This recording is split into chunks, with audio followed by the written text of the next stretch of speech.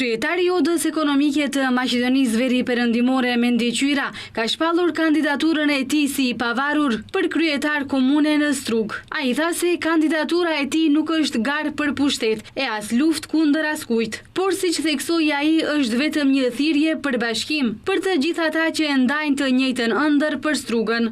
Sot, zyrtarisht e shpall kandidaturën time si i pavarur për kryetar të komunës së Strugës. Nuk është një hap që e kam ndërmarrë kokë më vete, por është një vendim që më është kërkuar për çdo ditë. Thirrje nga bizneset lokale që kërkojnë një orientim më të qartë të qytetit. Thirrje nga të rinjt që duan të qëndrojnë në vendlindje.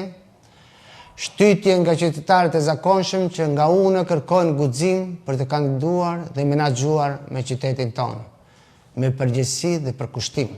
Edhe partitë politike ka njoftuar se janë duke i finalizuar listat për kandidatët për kryetar komune, për zgjedhje të cilat do të mbahen në muajin tetor. Dy partitë më të mëdha maqedonase, VMRO, DFMNE dhe LSDM, kanë publikuar gati se të gjitha emrat e kandidatëve të tyre, të cilët do të garojnë në zgjedhjet lokale. Ndërkaq sa i përket bllokut shqiptar, Fronti Evropian dhe Vlen akoma nuk i kanë publikuar emrat e kandidatëve të tyre, edhe pse në opinion vazhdimisht përfliten emra si për komunën e Qairit, emrat e Izet Megjitit dhe Kaltrina Zekollit nga Vlen dhe emri i Bujar Osmanit nga Fronti Evropian.